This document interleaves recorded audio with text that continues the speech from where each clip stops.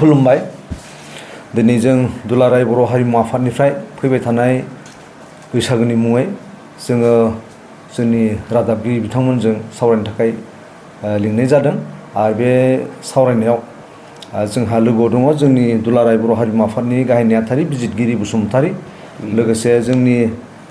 बोसोनगिरि मुस्रि जगेश्वर ब्रह्म आरो जोंनि सासे फोरोंगुरु बिथां डक्टर गोमोथाव बसुमतारी लोगोसे उनाव दङ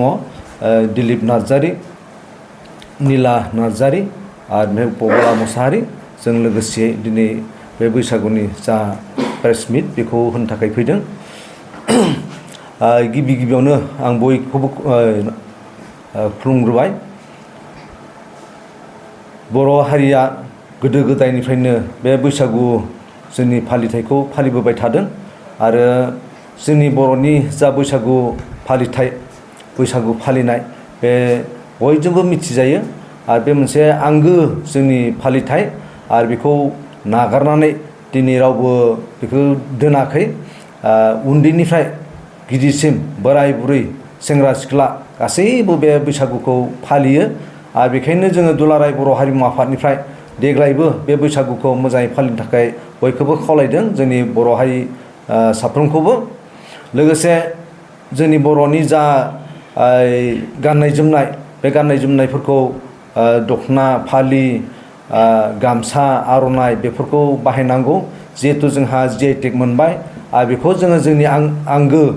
गानग्रा हिसाबै जोङो साफ्रोमबो गाननांगौ गोदो जों नुयोमोन बैसागु मोसानायावबो खायफा बे गुबुन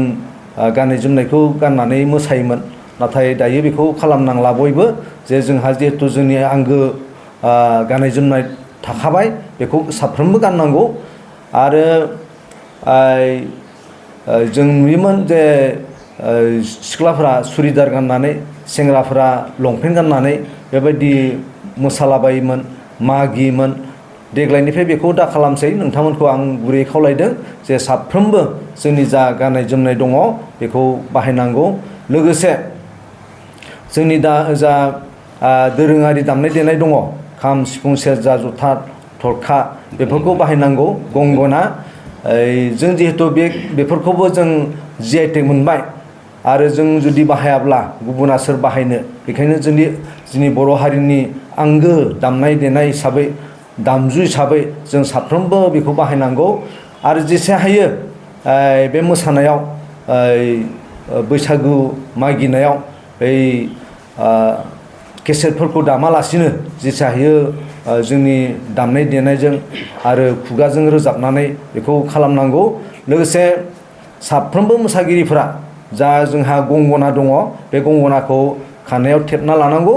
आरो बेखौ दामनांगौ मानोना जोङो गोबां सम बेखौ गारनानै दोनदोंमोन जोंनि बर'नि दामजुखा बियो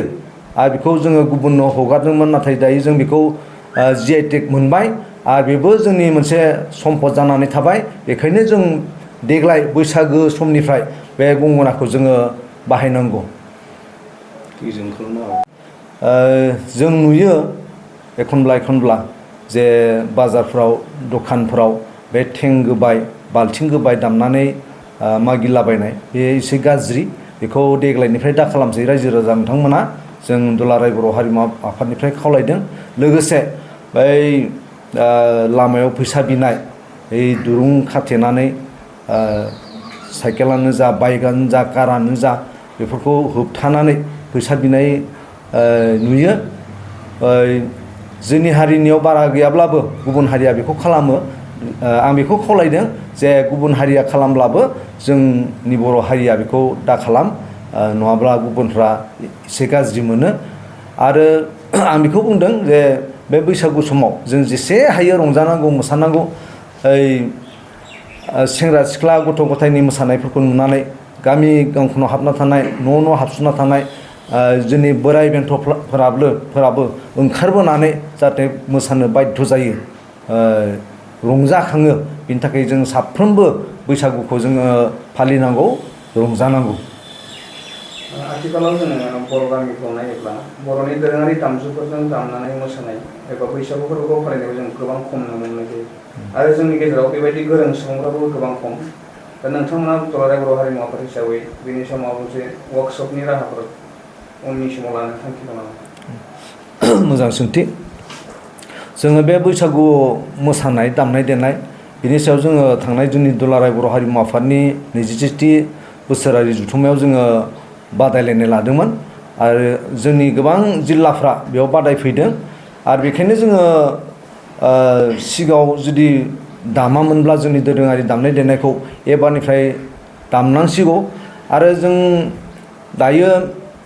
बुंनो हायो जे गोबां जोंनि दुलाराय बर' हारिमु आफादनि मावथिफोर सोद्रोमाफोर बिथांमोना बे खाम सिफुं सेरजा जथा बेफोरखौ दामनो हमबाय दामनो रोङोसै बेखायनो देग्लाय आं सानदों जे गासैबो बैसागो फोथाराव बैसागो मोसानायफ्राव बे दोरोङारि दामनाय देनायफोरखौ दामगोन लोगोसे जोङो उननि हाबाफारियाव जों लादों जे बैसागु मेथाइ बोरै खननांगौ बोरै दामनांगौ मोसानांगौ बेखौबो जों मोनसे वर्कशप लागोन आरो बिनि थाखाय जोङो थाम थिम खालामबाय थादों। बेनिफ्राय मोनसे आं खावलायनो नागिरदों जे जोंहा जिथु बैसागु मेथाइ दंखायो बैसागुनि मोनसे देंखो दङ बेखौ बाहायनांगौ जायखिजाया बैसागु मेथाइफोरखौ फिउजन खालामनाङा थोंजों